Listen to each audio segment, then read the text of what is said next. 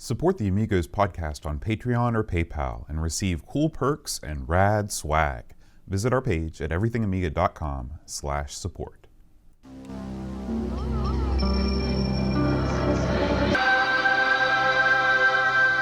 Amiga, the first personal computer that gives you a creative edge.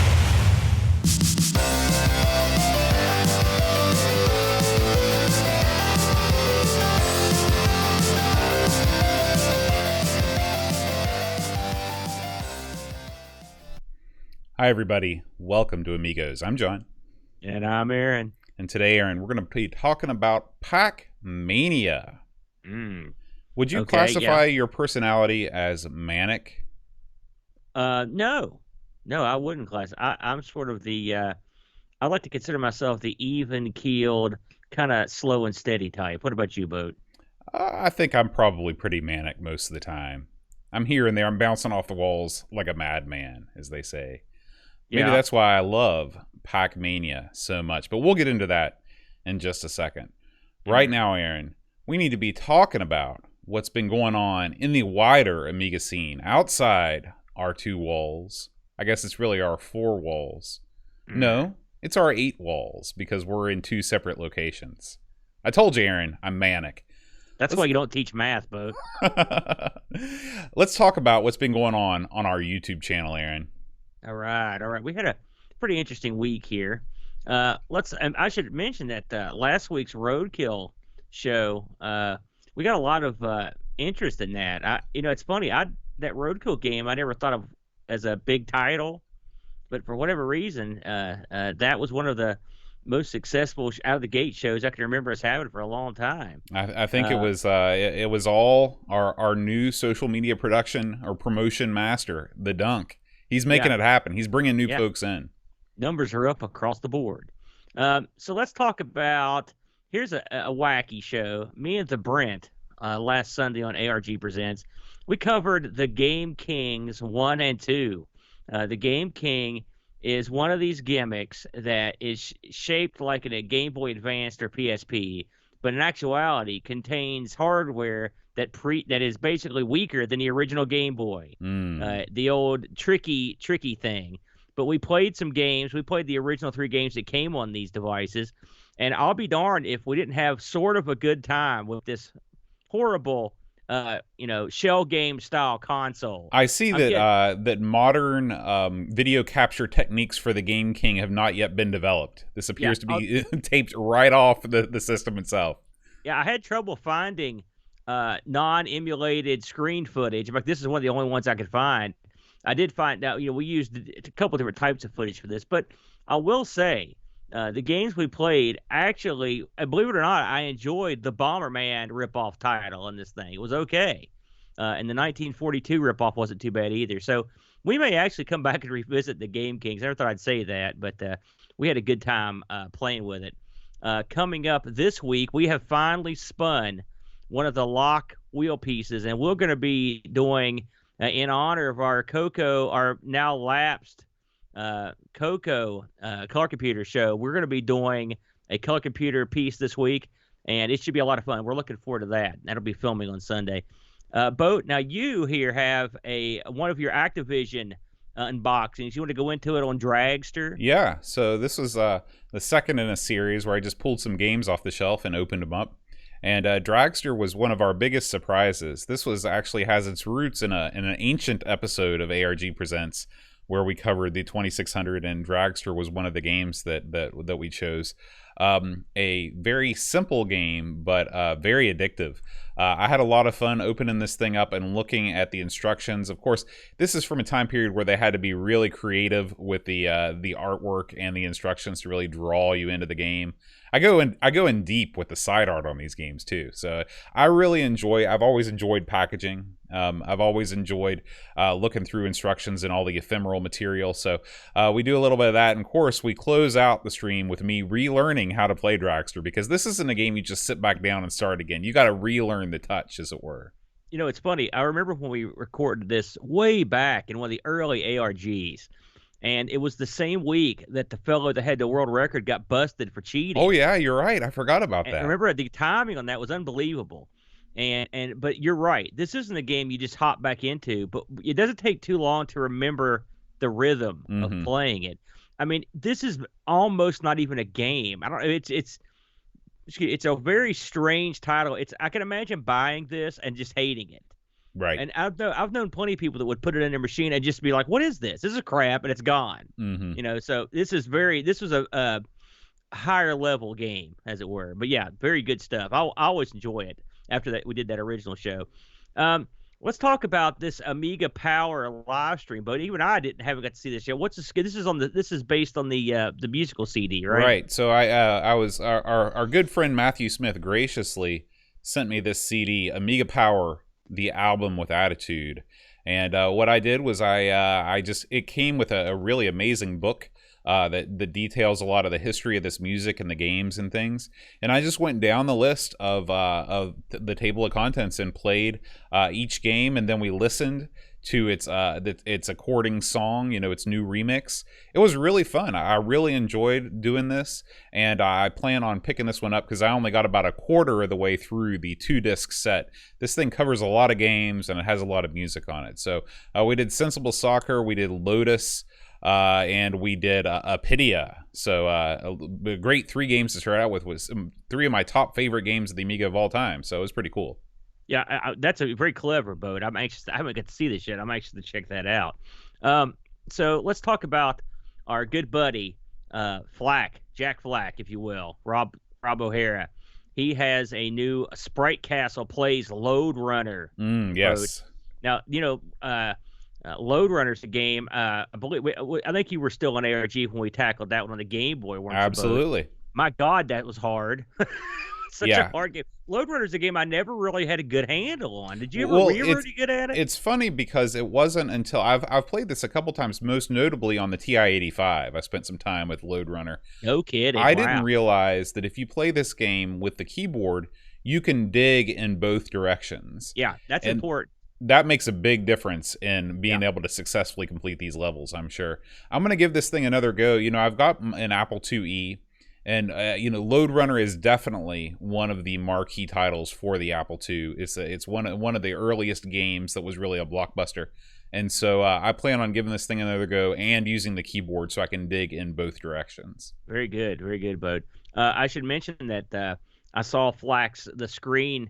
I haven't got to listen to it yet, but the screen grab for the new Sprite Castle that features Load Runner, and he's actually spelled Sprite Castle out with he's used the level editor to spell it out in the game. Oh, that's so cool. I give double thumbs up for that. Now that's going the extra mile, Bode. Yeah. I thought that was awesome. Let's talk about this was a wacky thing. So, I told you I'm getting ready for an ARG this weekend that has Coco on it. And so, I like to have a little video in there. It's just a schmoz of all the videos from the game, just playing while me and Britt talk. Right. And I didn't find one that I liked. And it occurred to me that I had made 8 million videos. I was like, wait a minute. So I strung them all together. And once I'd done that, I'm like, well, heck, I'll just stick this up on YouTube. And so it came to pass. 90 plus minutes of Coco game footage was released.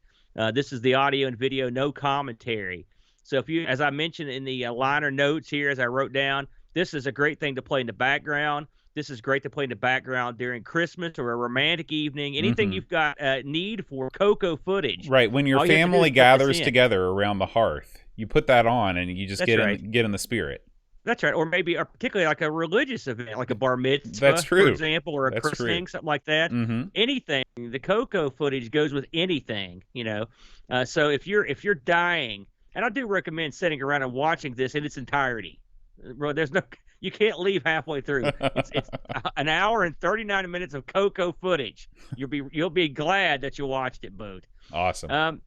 I think that covers. I mean, it looks like you put up last week's live broadcast. So if you want to see all the behind the scenes footage from, you can also go check get ready that for out. this week's whenever this week's comes out, because it's going to be you something. Like audio adjustments. Yeah, 56 minutes of audio adjustments. Get ready. That's all we got, Boatster. All right. Well, get ready. Okay. Hey, did your computer slow down when you loaded up this time? No, I still haven't. Aaron, this week on the Amiga news, we have a couple stories. It hasn't been a super crazy news week, but we got three solid stories to talk about. The first one comes to us from Ravi Abbott, who gives us a blow-by-blow account of him starting up the Nottingham Amiga group. This thing, they have overcome the COVID fear and gathered together for Amiga action. And so Ravi talks about all that went into making the group, scheduling things. It's sort of a vlog type affair, and then he recaps the event itself. This is definitely worth watching. I can listen to Ravi read the phone book. He's just got one of those great voices, which, he should probably think about starting a podcast, because I bet he'd be pretty good at it. Ravi's got a voice, and really his face and everything. He's got this down to earth, your buddy quality. Yeah. That he exudes. It's a friendly fellows. I did watch this, and I was so jealous, but it was just killing me to watch this. Yeah. Thing. Yeah. It looks so cool. Yeah, absolutely. So check that out. Now, Aaron, I know that we are not the world's biggest Turrican fans, but we could not let this story pass us by. Turrican is being re-released for the Switch and the PS4 in physical form. Oh yes, this is done by Strictly Limited Games, who their whole business model is basically re-releasing classic games in limited editions and charging out the wazoo for it.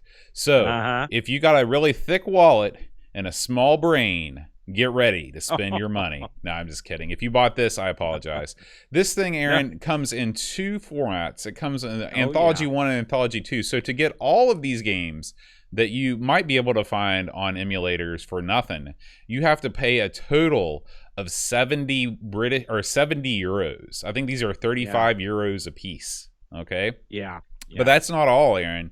You can get the collector's edition, which comes with a Turrican documentary, a soundtrack, and this is the creme de la creme, sticker sheet. Yes. Tons of 40-year-old men love sticker sheets. They put it on the side of their bureau.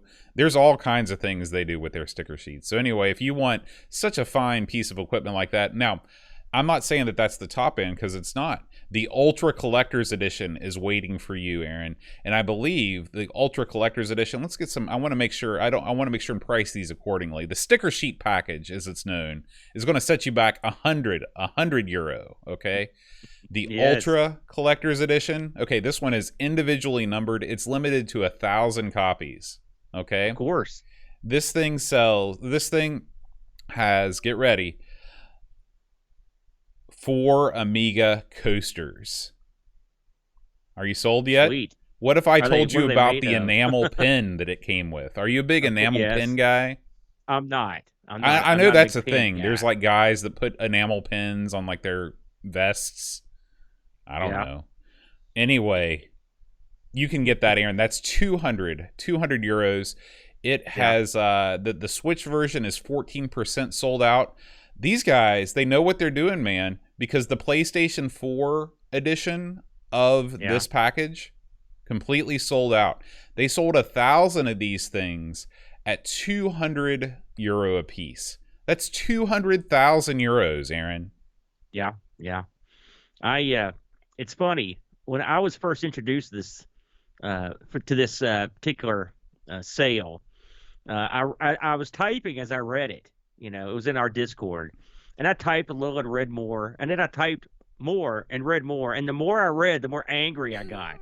And by the time I had finished typing, I was freaking out, screaming. I was like, "You've got to be joking!" I heard you kind of give this the business with Neil on This Week in Retro, and I was like, yeah, because I would love to just sit here and cut a promo on how much I hate this. I hate it, and I hate it. I can't stand what they're doing. Now, what if they did a similar thing, but with something that you're really into, like wrestling, like Wings or something? No, I'm talking about outside the realm of video games. But what if it was like wrestling, and what if it was like Dusty Rhodes toenail clippings? No, like a lock of the Nature's hair. No, none of that. It wouldn't appeal to you. Let's call this what it is. Okay, I mean, there's two ways to look at this. All right, first of all, putting these in 2 volumes is an overt money grab. Oh yeah, of course, yeah. There's no denying it. Okay, so the people that are paying for this, And I'm sure there are many. I mean, listen, the Turrican series is very popular, right? And this is nothing to do with Turrican or the awesome music. I believe the CDs are involved and whatnot, or even the little collectibles. But what these limited run gaming companies are doing, and there's a bunch of these, their business is built on people that are willing to pay any price to have these limited availability products. Okay, now I would love to just sit here and kill the business and kill all the fans. I'm not going to, because if you've got the money and you have the inclination to buy these, then the company is doing the right thing. So you can't. I can get on them for maybe hunting for a buck. And sort of take advantage of people by doing these limited runs. I'm not even going to do that. This is one of those situations where someone's using you and you're allowing yourself to be used and money's exchanged, so it's all good. I mean, that's all I can say about it. Yeah. The whole sticker thing, this is the new thing. There's stickers and postcards, also there's stuff in there, and that's fine. I mean, that's great. And heck, we even pitched for the old back when we very first started this show, the Defender of the Crown box, and it had postcards and all that jive in it. It was sort of pricey, so it's not like we've never jumped in on this. But at the end of the day, if you've got the money for it and you want it bad enough and you're willing to pay any price, clearly there were thousands of people that did want this. So more power to them. To me personally, I hate it. I hate what they do, because to me I feel like they're taking advantage of collectors. And on the flip side of this, I think there's a lot of people out there that are speculators. So it'll be interesting, because this sort of speculation killed comic books. And I wonder if it's going to have the same effect on collecting this stuff. Collecting video games is such a huge, enormous business that I don't know if it will or not. So it may never. This may be going on for all the times. I don't know. I don't have any problem with any of the collectibles. I don't have a problem with the posters or any of that stuff. The biggest problem that I have with this is that they didn't give you the full package of games in one edition. If they would have included all of the games and charged £50 versus charging $34.99 for 2 volumes, that is a blatant attempt at a money grab, because it's not like they didn't run out of space on the media, to fit these on here. So you're right, but at the end of the day, that part's irrelevant. Yeah, because if you're going to take people for a ride for the first batch, why not get them for the €70 instead of 35? Well, at that point, why not release a limited edition game for each one of these games? Collect them all, buy RL play sets and toys. I just wonder how far are we before the limited edition boxed Cuthbert set, or some of these also rans like the Super Frog or the James Pond also ran Super Frog. You heard it here first. The gold plated edition, Turrican. I mean, again, they sold out. So, and Turrican's not what I would call like a universally loved series amongst everybody. Well, it's a European thing. I mean, you got to realize that over there, people they view Turrican in a different way. Well, it's I their like bread Turrican. and butter. I just am no good at it. But my point is, it's not like Sonic or something. Well, not here, but over there, I bet Turrican and Sonic are pretty of gamers of a certain age that would buy something like a Turrican anthology. I bet the majority of them prefer Turrican to Sonic and think that Turrican's a bigger franchise. I sincerely hope this. I hope that the people that buy these, because they talk about this a lot on Pixel Gaiden, and Cody jumps in on a lot of these, these guys also will print stuff that isn't available in a physical form. So they can get people that want to actually own the physical item can have it. I hope these things hold their value, and I hope people are happy with them. And I also hope someday I can have so much disposable income where I can just go crazy. I mean, also hope that. But I mean, let's be honest. I mean, both of us are not, so poor that we couldn't buy this if we wanted to. But nothing about this, I don't think. I mean, is there any game that they could release that you would be like, yes, I will buy an ultra collector's edition that comes with all this stuff? Would you pay €200 for any package like this for any game? Like, what if it was like Wings, and it was what would they have to include to make it worth €200 to you? I couldn't buy that just because I can't afford it. Even if I had all the money in the world, how much would it cost to get me to buy it? What would they have to put in there? Yeah. I don't know. It's not something I would even consider, to be honest with you. I mean, I've got I've got a lot of box games up here. Some people have sent me great games, and I've bought some and got some deals, and I'm happy with them and stuff. But I'm just not that avid a collector, And I can't think of anything that I collect that bad that I want that badly, But there are some definitely, people just are I on a think different level. there's definitely other things. Like I've paid $200 for collectibles before, but in terms of a video game that they package up with a bunch of junk, I don't think that there's a video game that I like that much that I could ever feel like I'd want for 200 euros.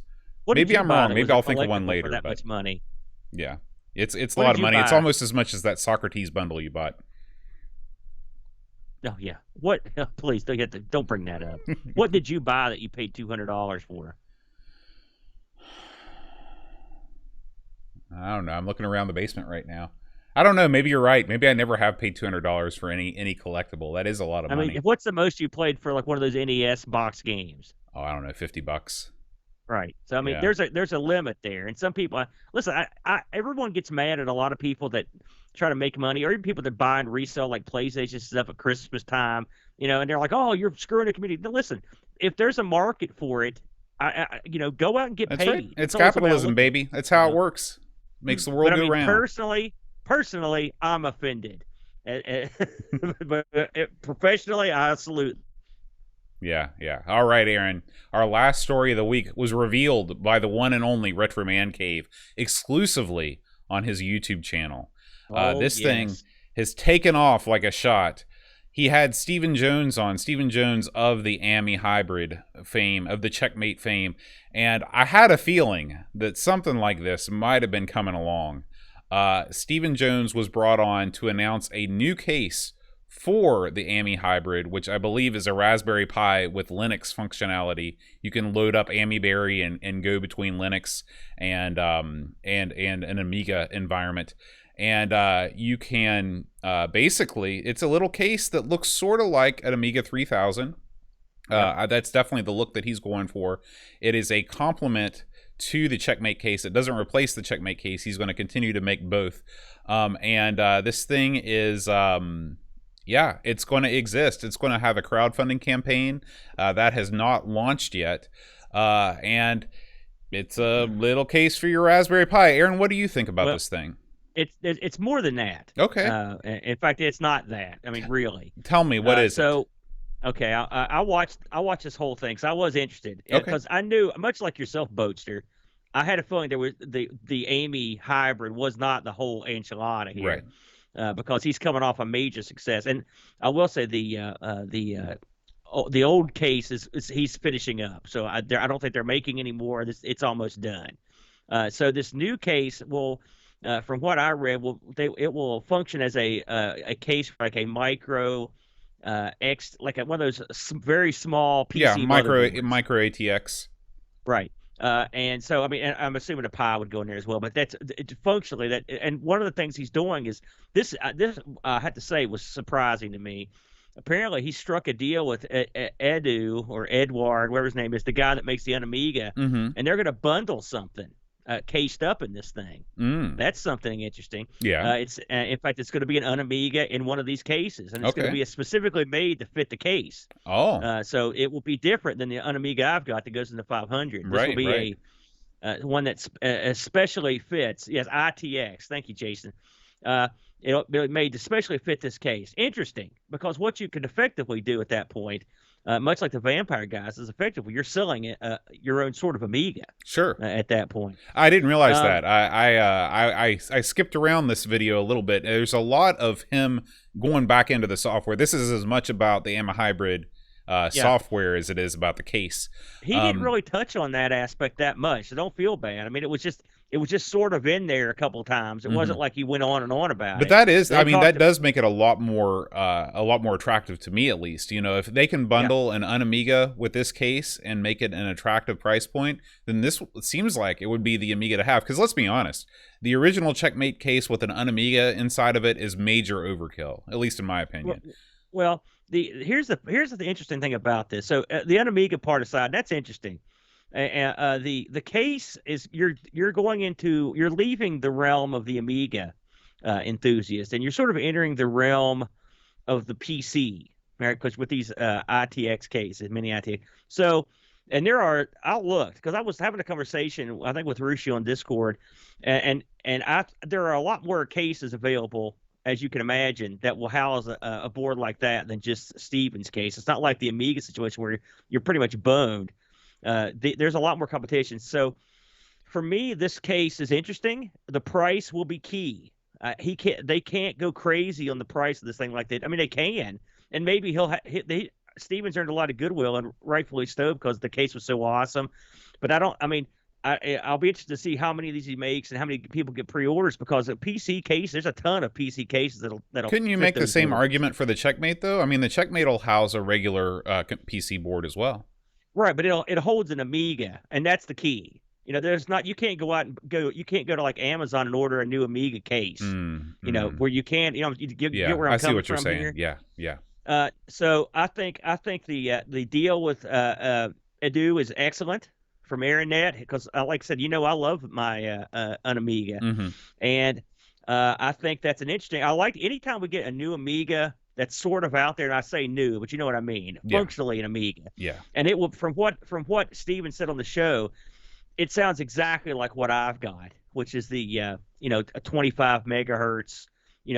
Basically almost like an Amiga 3000 speed with the AGA. Perfect. All right. That's what everybody needs.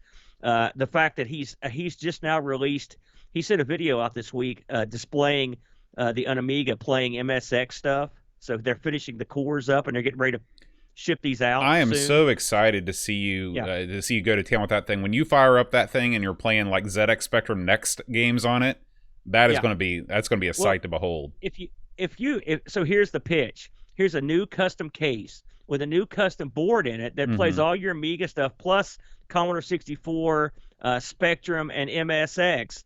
That's a heck of a bargain. Oh, by the way, it's got Wi-Fi. Right. Then you got something, right? Yeah. You're not kidding, Retro man. is into chat. He mentions here that Stephen told him that the build cost is lower than the last Checkmate, which I would gather it would be. But I wondered how much, because it's slightly smaller, we all know that manufacturing, especially today, could be wacky. Yeah.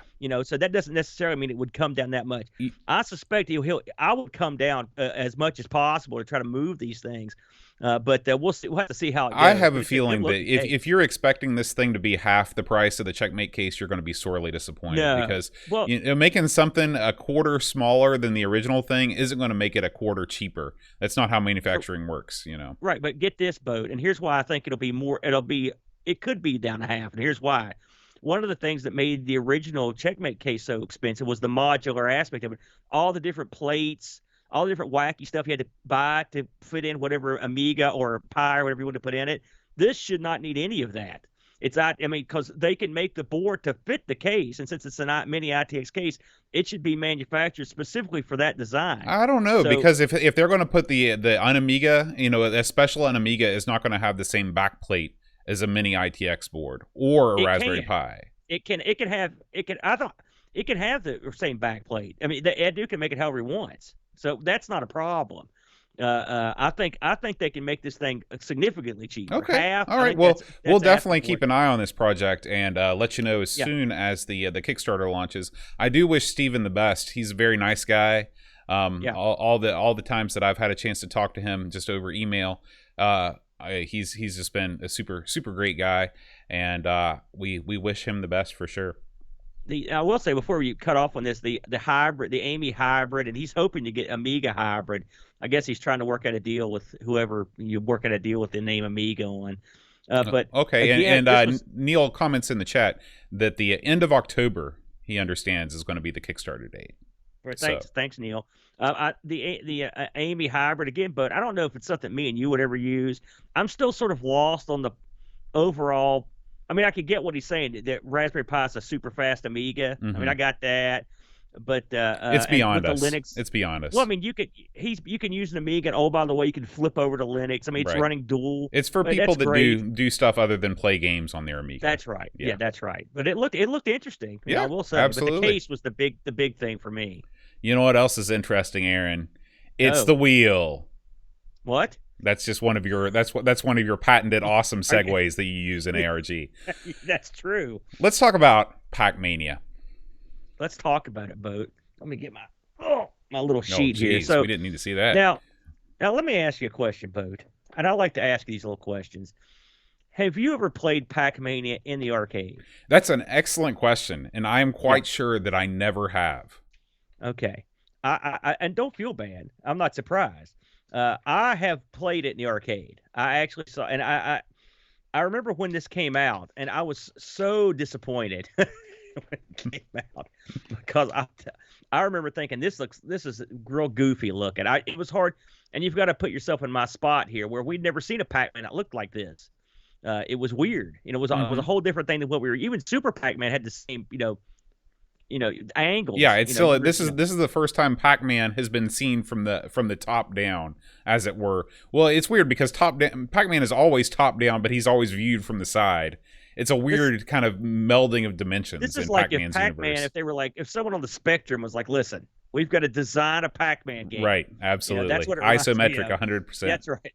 So I want to get into the arcade game just a smidge before we get into the Amiga version. So this was released in Japan in '87. It's funny, I was surprised how quickly the home versions of this came out, and it was also released in North America and Europe in '87. So you're talking a year after release, and this was already coming home. Pac-Mania was popular. It was nominated for Best Coin-Op Conversion of the Year. So that means that's across all the all the different consoles and platforms. So that was a pretty good popular. They sold 1,412 arcade cabinets and grossed about $2.82 million. So it did okay. It was nowhere. It wasn't in the same ballpark. Well, you got to realize that Pac-Man. the original Pac-Man came out, I believe, in 1980, because I think Ms. Pac-Man was 1981. And I think that's right. I could be off by a year here or there, but by 1987, the arcade world had definitely moved beyond the top-down maze game. So they were trying to bring Pac-Man into the new generation, and this was their attempt to do it. Yeah, and so I would say I would term the arcade version moderately successful. All right, we'll go there. And I will say it did look good. I remember playing it a few times, but it was not one I went back to, back in the day. So we flash forward to 1988, and here we go. This starts coming home. This got released on a slew of, just so many things. I'm not going to go through all these, but it's the usual suspects. Your Acorn Archimedes, the Amstrads, the Apple, iPhone, the Atari ST, C64s, the MSXs, the Game Boy Advance got it, the NES. Have you played the NES? I did. I played the NES version. I'll talk a little bit about it later on. Okay, good. PC Windows, the Master System, the Genesis, the 68,000, all the Sinclair Spectrums, and it was also part of many packages that released for all the future consoles. Blah blah blah. This was developed by Teak. All right, TEQUE. But I read, it's funny, at the bottom of the line of the notes on Hall of Light, it said this was developed by Chrysalis for Teak. So I guess I don't know if they developed it for the developer. I guess that's how that works. Yeah, subcontract. Yeah, subcontract. Thank you, Boat. The artist on this was a guy named Pete Harrap. The coder was Sean Hollingworth. The graphics were done by Jason Wilson, and the music by Ben Daglish. Of course, we know him. And this was it was. I would say these guys didn't have a huge. They didn't do much on the Amiga. Except Ben Daglish, we know him, but the rest of them, I don't think they did anything else. And they're the ones that put this together. So let's talk about what is Pac-Mania. I'm trying to think the best. Why don't you describe this, Boat? You're better at this sort of thing than I am. How would you describe this? So if you take Pac-Man and you tilt it 3/4, perspective, if you tilt the table part way up, as it were, and you allow all of the characters to be seen rendered in 3 dimensions, you alter the maze design to give different settings. One maze setting looks like it's made up of Lego blocks. One maze setting is made up of what look like neon lights, or the original Pac-Man maze.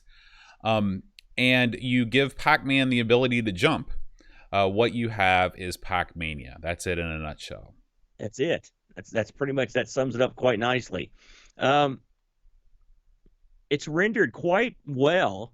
I loaded up the arcade version of this and then tried the Amiga version, and boy, the Amiga version is really nice. Mm-hmm. I thought it looks nice. I like the way it comes up. I like the way the levels start. I like the way, I mean, of course, it's got the selectable level thing, which I've always enjoyed. That is one another difference between this and I think any Pac-Man game. I don't think that there's any other Pac-Man game that lets you take a bonus to start at a higher difficulty level. Yeah, and that is I like not having to drudge through all the boring parts. I wish more games did that. Yeah. Yeah, and that was something that sort of happened. If you think about like on Galapagos and some others where they would just say, listen, you could, like, for example, you could start with both the ships right now instead of having to go out and get them. Mm-hmm. You know, there occasionally you would see a game that would give you the ability to skip over the lower level stuff. So I always like that. I thought the sound in this was good. The music was good. I mean, I would often turn it off, but it was good. The sound effects on Pac-Man were good, and I thought the graphics on this, I mean, yes, it was a good conversion, but I mean, they did the little things that worked for me, and I'll give you an example of what I mean. When Pac-Man jumps up in the air, he sort of bounces when he lands. You know what I mean? Mm-hmm. Just a little bounce. Yeah. They didn't have to do that, but that I like that. It's funny because I've played, even though I've never played this in the arcade, I've played the crap out of this at home on my MAME machine. And even when I first got into MAME, Pac-Mania was a game that I played a lot. And I was amazed at how good the Amiga is. I mean, you should never be amazed that the Amiga can do a quality arcade conversion of a game like this, because the Amiga's got some jack. But as we've seen with so many arcade conversions, sometimes something gets lost. In this game, nothing was lost. I mean, everything is here. It's a very, very good conversion. I'd go so far to say that this might be the most accurate arcade conversion of any game that we've played on the Amiga. It's got to be very close. How did you think this matched up with the arcade version in terms of the speed of play? I felt like, now, one thing that I probably should have done that I didn't do was go back and play the arcade version again to compare. When you start playing this game and you're used to playing Miss Pac-Man, it's going to seem like Mr. Pac-Man is drudging through molasses, because it starts out very, very slow. I can't remember if the arcade game does that or not. It seemed like the arcade game moved faster, but I could be wrong. Yeah, I thought this moved a touch slower than the arcade, but the speed of this game is one of the gripes I have against it. And this, when I talk about my gripes, I want to go on record that this conversion's top shelf. So I think they took what they had in the arcade and converted it. It was great. That said, in this, much like the arcade version, I hate the speed of this. It's plodding, I guess would be the best way to put it. Now you can pick up stuff that make you go a little bit faster for a little while, but when you're coming off of playing a game like the Turbo Miss Pac-Man or Super Pac-Man, where you just fly like a maniac, this just seems so slow. Mm-hmm. I mean, and the ghosts some of the ghosts range from about the same speed of you to some of them are mega fast. Right. And they've got closing speed, and so you've got to be able to outmaneuver them. Something else about this game that it troubled me. Again, all these complaints go directly from this to the arcade. I always had trouble knowing where I was at on the maze. The mazes sort of scroll, and they don't sort of scroll, they do scroll. And I always would get confused as where I was. I almost wanted to see like some radar or something, mm-hmm. like Rally X, mm-hmm. Where I could at least get an idea of where exactly I was at. Did you have that trouble? Yeah. I think that is one of the main faults of any maze game that scrolls, is that you're going to get disoriented and you're going to get lost.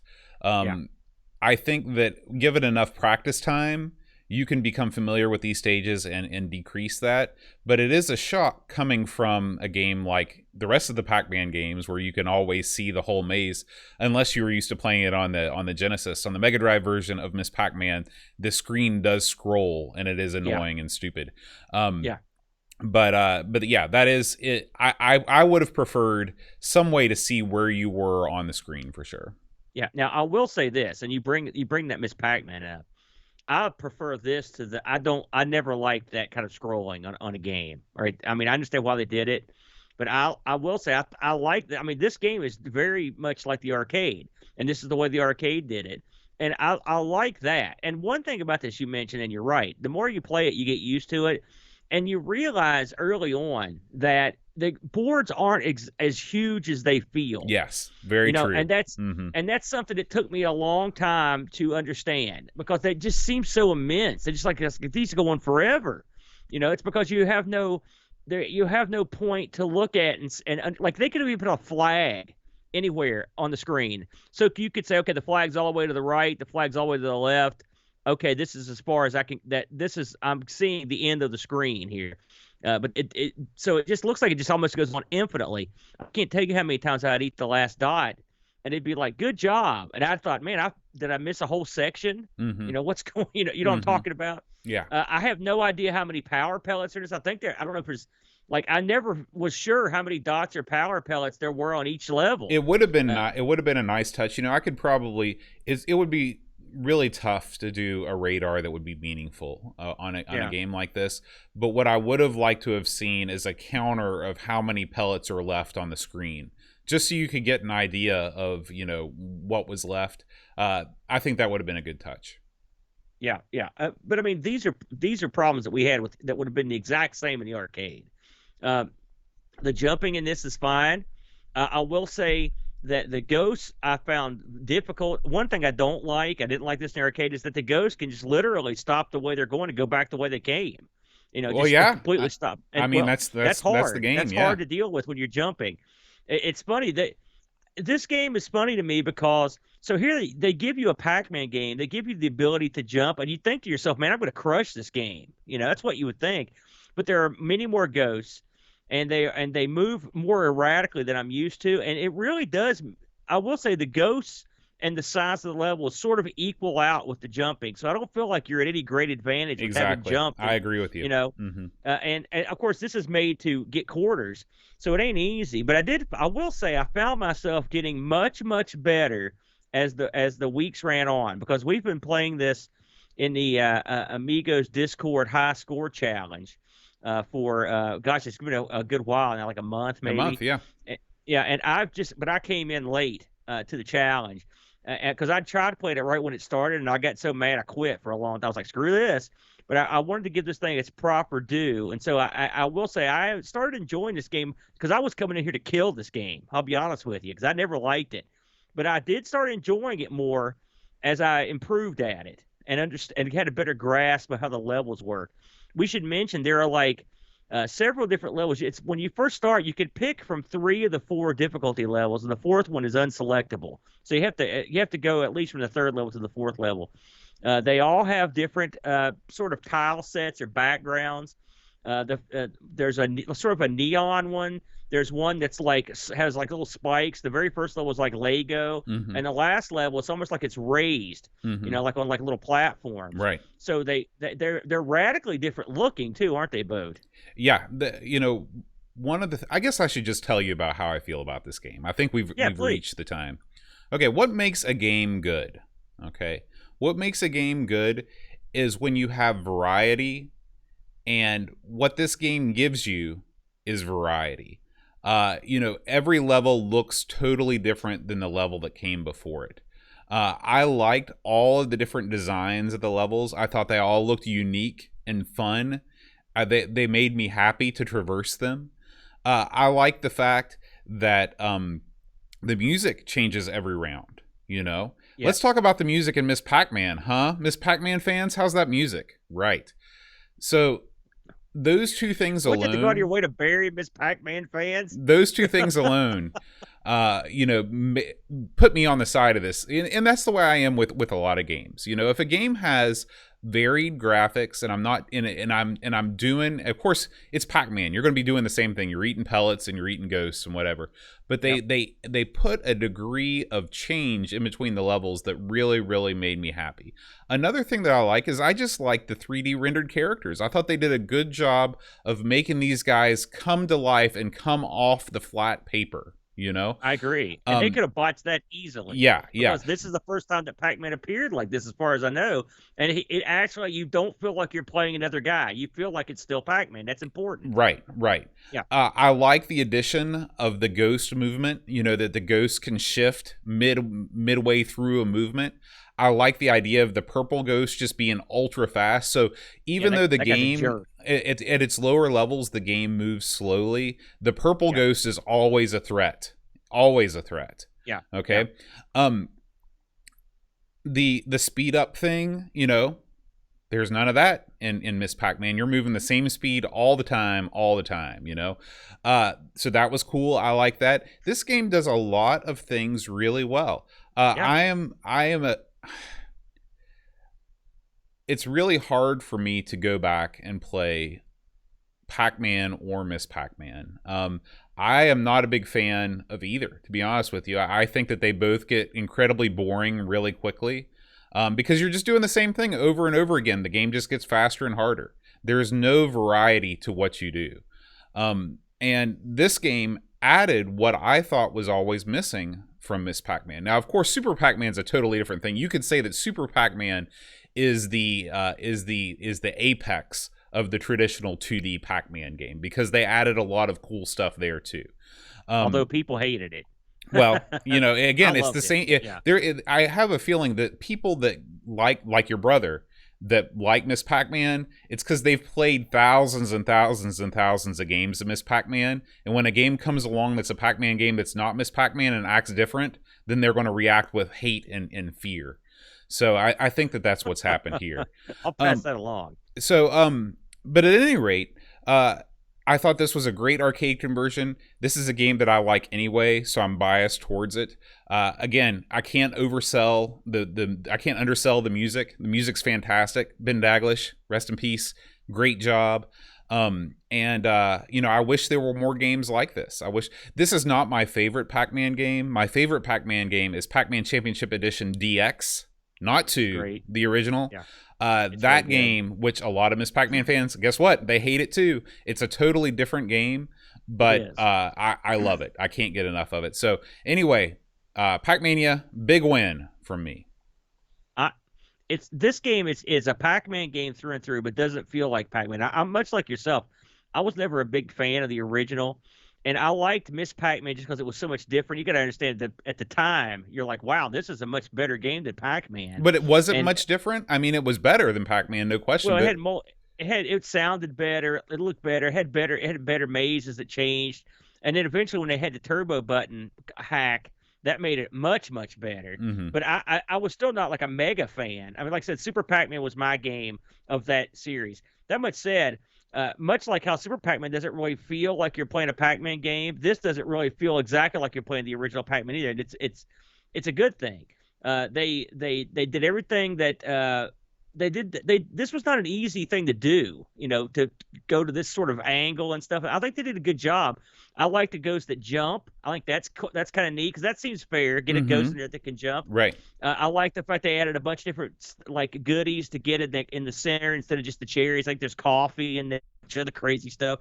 I like the speed thing. I wish there was a way to just play this thing time. That would make it for me.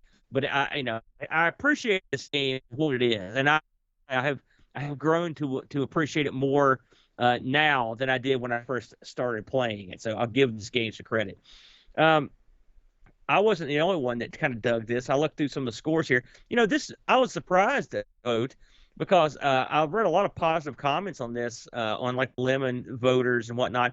But the score on this was 7.78, which that seems low to me, especially on Lemon. I mean, the only thing I can think of, and I didn't look at the Lemon scores for this one, is that maybe people just don't like this game. Because if you don't like Pac-Mania, and there's a lot of people that don't like it, then you're just going to rate it low. And I would have buried it too, really, until I sat down and really started getting into it. Amiga Computing gave this an 85. AUI gave this 8 out of 10.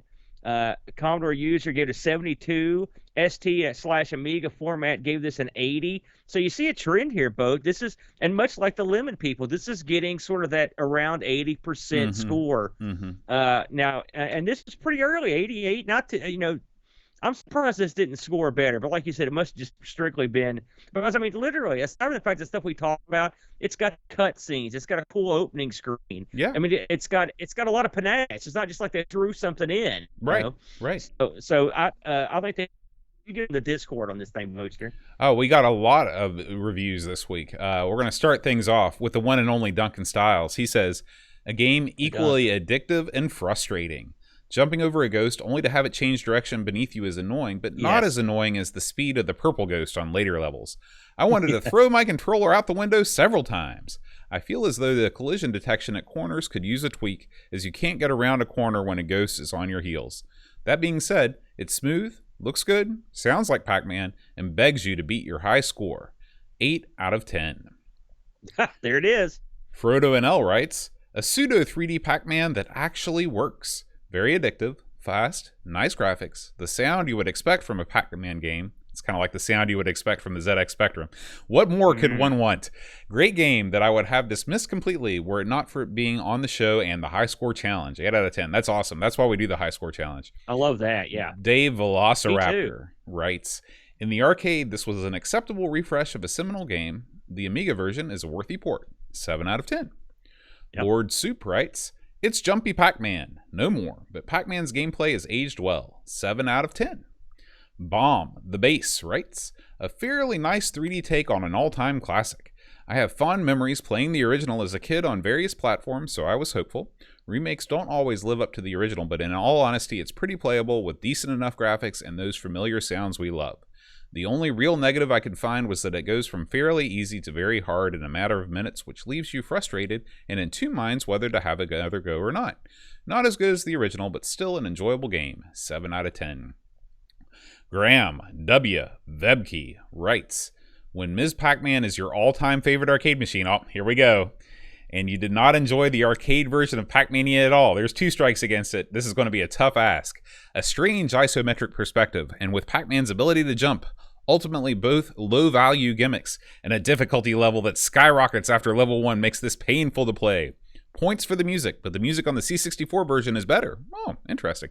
And also for giving Shift P as an option to pause the game for those who want to endure this torture. I will continue to play Miss Pac-Man and avoid this. 3 out of 10. So, Graham Vebke. And burial. Not a good review from Graham this week. Flack writes, Midway spent nearly a decade tweaking Pac-Man's formula in order to keep it relative. They added lipstick and a bow in Ms. Pac-Man, merged it with pinball in Baby Pac-Man, promoted him to superhero status in Super Pac-Man, and turned the franchise into a side-scroller in Pac-Land. In 1987's Pac-Mania, Namco dragged our flat, pizza-shaped hero into the third dimension. In 1987, Pac-Man felt almost like virtual reality. It wasn't the first game to use an isometric point of view, but there was something amazing about looking at a game we had known only in 2 dimensions fleshed out. See Super Mario 64. The Amiga port is loyal to the arcade version, especially considering it fit on a floppy disk.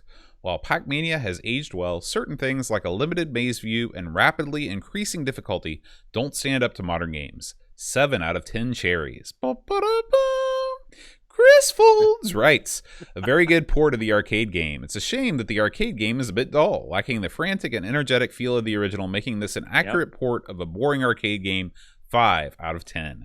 Oh. Paul, aka Hermsky, writes, a Herm firm, 9 out of 10. I have admiration for any developer that can take one of the first ever games, refreshing it completely for a more modern gaming era without misplacing any of its originality and charm. Pac-Mania ticks all the boxes where that's concerned, and makes me wonder where else Pac-Man can take us. As with the original, it's a game you can play instantly, wherever you have a little bit of spare time. Overall, an attractive fun game, whilst holding on to a bit of Pac-Man nostalgia. Pixels at Dawn writes, quite possibly the best arcade port on the Amiga. Not only does it capture the magic of the arcade, but it uses the full Amiga PAL resolution to increase the visible size of the playfield over the arcade original. Let's stop right there, Aaron. Listen to that. The Amiga resolution is higher than the arcade version, so you can actually see more of the map on the Amiga version than you can the arcade version. Isn't that wild? It's funny because I said I just played both back to back when I first started fooling with this thing, and I didn't even notice that. Yeah, props to Pix but I will say for I do figuring that better out. at this than I do in the arcade, so that maybe that's why. He goes on to say, really smooth gameplay, a decent graphical style, and great music unite to create a uniquely charming game. Not sure I prefer this over the original Pac-Man. It can be a little sluggish at times, and not seeing the whole playfield at once removes some of the strategy, but still a truly great game. 8.5 out of 10. And finally, that was from Pix. Pix, thumbs up. Very well done, sir. Jason Warrens writes, delightful. 7 out of 10. There you go. Now, did you look this thing up on eBay, Aaron? I sure did, Boatster. Pickings were slim, my friend. I did find this came in apparently a smallish box. It's called a mini box, Boat. Really? Okay. I mean, at least someone has one that came like that. It may have came in who knows how many boxes. But there's one in the UK right now for $53. Your mileage may vary on the price, and I didn't see a lot of these having been sold, so I don't know if they. I would wonder. You would think a title like this would have sold okay because it looks so nice, but maybe it didn't. I don't know. Right. Well, that's going to do it for this week's show. Of course, we want to actually before we hang things up, Aaron, we would be remiss if we did not sum up the winners of the Amigos High Score Challenge for this month. We actually have two high score challenges ending this week. We're going to do the Amiga one first, and then we've got to talk about the ZX Spectrum High Score Challenge. So I will flip the screen back over to here. And we reveal congratulations, a big Amigos congratulations to the one, the only BarkBit. BarkBit demolished the composition with a score almost twice as much as the second place finisher. BarkBit scored 1,424,480 points, an absolutely unbelievable score from BarkBit. Yeah. We want to congratulate Picard 2010 for coming in second place, and Bomb the Bass coming in third. But we thank all of our participants, Frodo NL, Duncan Styles, me, Paul, aka Hermsky, Mitsuyama, and down there at the bottom. Now, Aaron, is this your latest score, or did you score better? That's not my latest score, actually, and I may have entered my score past the deadline. But if you'll indulge me, so I can save face, I did send in my last score, and it was looks like 50,120. 367,180. 367,000. So that would have put you where in our list here? I've lost the thing. There it is. 364,000. So that would have put you in 8th place. So you moved up. And move up one. Yeah. Thank you. I'm learning now. I'm learning. Yeah. Well, you definitely beat your first score of 29,000. So that's something to be proud of. Yeah. We want to shift over to the ZX Spectrum High Score Challenge and see who ended up on top this week. This month's game was Ping Pong, Konami's Ping Pong. Mitsuyama squeaked out a first place finish with a score of 46,020, with Steve Rasmussen in second and Frodo NL in third. Of course, we want to thank all our participants, including Pixels at Dawn and Robertson 1107. Well done, all and sundry. I'm going to try that. This month's high score challenge is going to be Street Hawk. Aaron, I know you're a big Street Hawk fan. You're going to have to be all up in this. Oh my God! You better believe it. Street Hawk. What an awesome show that was. The bike can fly, Bode. Yeah, I've never seen Street Hawk before. I should check it out. Oh, dude. And with the high score challenge on Amigos, we have a new one coming up. Oh my gosh, it's going to be Pacmania. This is one I am definitely going to be, because I love Pacmania. This is a game that I learned to love as we covered it on the show, sort of like you in Pac-Mania. It's funny, these are both Mania games. At first, I did not like Pacmania, but then once I figured out what I was doing, I love Pacmania. So awesome. It's a fun game. Yeah. Fun game, yeah. All right. So again, thank you to all of our high score participants. If you want to get in on the action, all you got to do is join our Discord. You can do that by supporting us through Patreon, through PayPal, or by subscribing to our channel on Twitch. Just $1 a month gets you in on the action. Speaking of our Twitch subscribers, Aaron, I'm going to flip back over to our main scene here. We want to thank the following folk. We want to thank Buck Owens, Lamatsta, Real Joe the Zombie, Jost80, Rushi MSX, Picard 2010, Demoto Wylack, Go Sub, Uber Scuba Diver, David ZIN PHX, Pixels at Dawn Gaming, Macintosh Librarian, Old B Sturgeon, Retro Jerry, Jigglebox, Mitsuyama, Frodo NL, and Wing Chun Wolf. Thank you all so much for subscribing to our channel on Twitch. We really appreciate it. Thank you. Thank you. Now, Aaron, last week Yes, sir. on the Amigos High Score Challenge, we had one of the... Oh! Before we get into that, Aaron, actually, we want to wish a very happy birthday to the following folks: Chris Folds, Ricky DeRocher, and Still Adolescing. So, happy They were birthday born at the exact right time to right all around you when I was guys. born. Yeah. Beautiful. And if there was anybody I missed, Discord folks, if your birthday is coming up between now and the next show, let me know, and I'll make sure and give you a shout out. Happy birthday, guys. We hope you had a great one. You could be like Marty Brenneman. Yeah. Yeah. The 100-year-old, or who was the Willard Scott? That was his shtick too. Special anniversary notice for Joan and Bob Smith. God bless them. Did you know that That's I what we're saw doing Willard now. Scott in person one time? Really? It was one of the greatest Why? moments of my life. He was at Cleveland Clinic. I was up there getting work done on my feet. And there he was, across the crowded room. We met eyes. Did you talk to him? It was all over. No, I didn't. I was afraid. I was scared. All right. I knew it. Last week, Aaron, you've lost that loving feeling. I lost it when you were singing. That's the exact moment I lost it. And we want to congratulate. This was probably our most ever entered Amigos Patreon song challenge.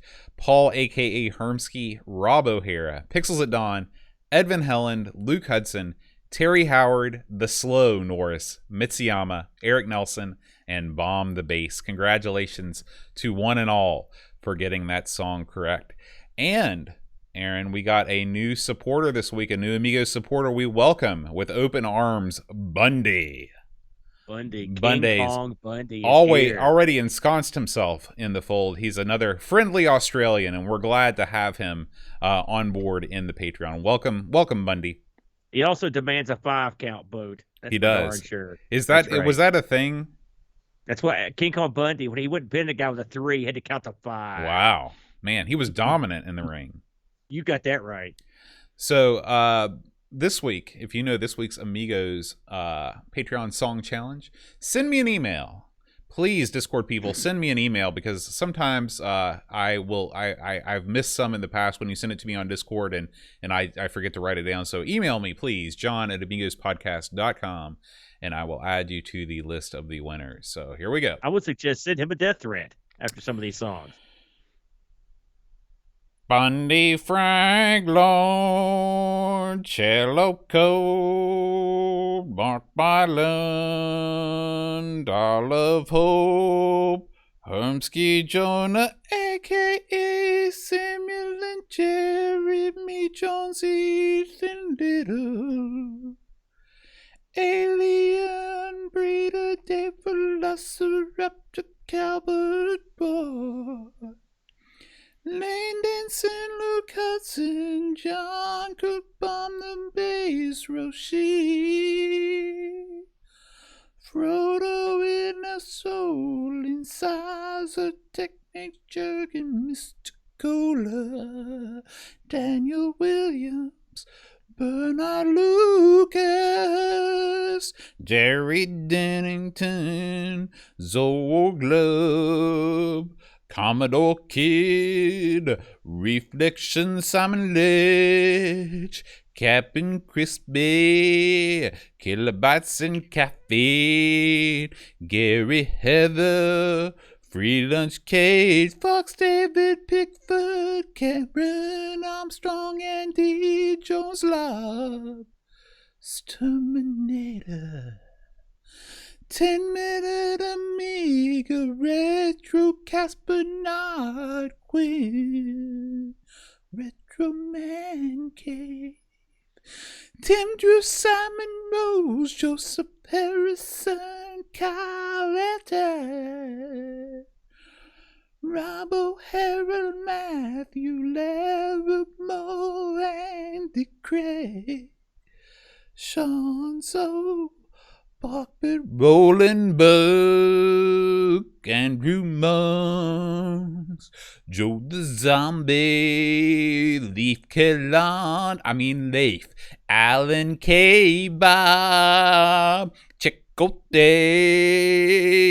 Level Lord, John Marshall, Matthew Perron, Ricky the Roche, a creepy dead boy thing is he.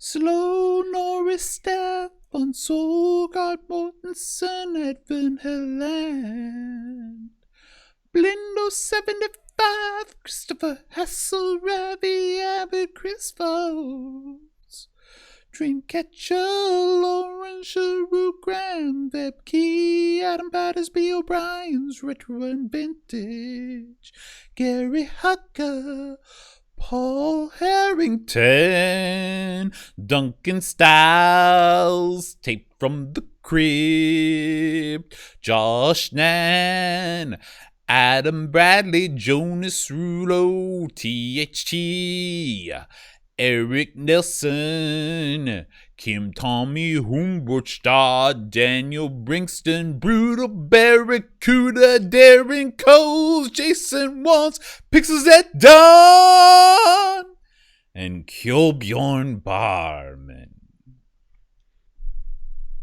What'd you say you do for a living again? Oh, I'm a music teacher, vocal coach. Dwell on that, folks, please. Aaron, next week, it's another week of arcade action.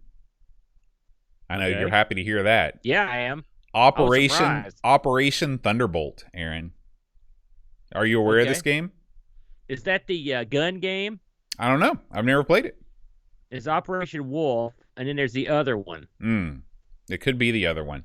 This one was picked by Rollro himself. Rollro getting a turn on the one of our very well-established Amigos Game Selection Committee members. And, of course, we do want to thank Boss Man for getting the job done. Oh, no, I'm sorry. This was not a Boss Man pick. Yeah. Let's see. Pac-Mania was another Hermsky joint. Hermsky, 9 out of 10 picks on the Amigos Game Selection Committee come from Paul, a.k.a. Hermsky. He is the wizard of Omaha. That's what they call him. So Rollro has unseated him here. Yeah. So at any rate, thank you guys so much for tuning in, listening to us. We want to thank all. It was Chris Folds. It was a Folds joint, even though he hated it. Oh, I'm sorry. I thought Pac-Mania was a Hermsky thing. My bad, Chris Folds. Congratulations for picking a game that you hated. All right. I like that, bud. Now, Aaron, we've got quite a few folks in the chat that have joined us. I'm going to try and read their names without reading any of the offensive bot names that also pop up in this list. Did you know when you read one of these lists, at least 75% of all the names are bots? So if you're a bot, congratulations, you're going to get your name read, unless you're not. Duncan Styles, thank you for being a mod. Coming down the road and back again. Pixels at Dawn Gaming, thank you for being here. Forika, Amiga 1200 Gamer, I bet he's not a bot. Another TT viewer, ARG Presents is here. Atten, Bitstorm, Bomb the Base, Buck Owens, Chris Folds, Cobrian, Commander Root, Edvin Helland, Eeyore 4077, that's my office extension.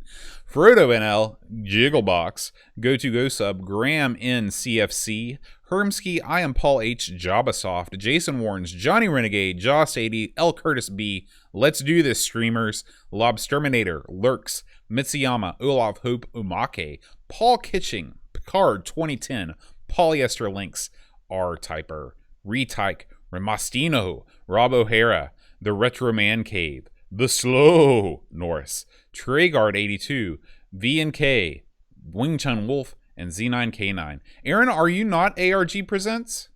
I am. Okay, because you're also here as the Devil Bunny. That's right. Oh. In fact, I've turned most of my phones and computers into the chat. Oh, okay. Okay. I was just curious how you managed to accomplish that.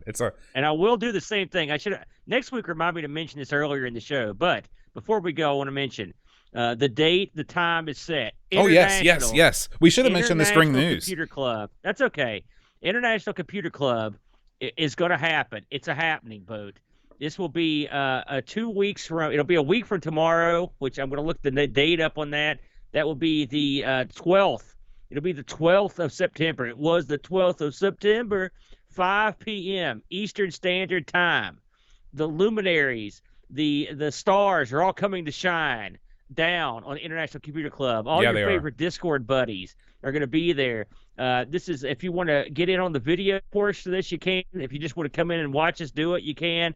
It's a free for all. So if you're interested, if you need to know anything, head over to the Discord channel on International Computer Club channel on our Discord for more information or ask questions. Oh yeah, that's awesome, man. All right, well that's going to do it for this week's Amigos. We will see you next week with Operation Thunderbolt, and until then, adios. Adios.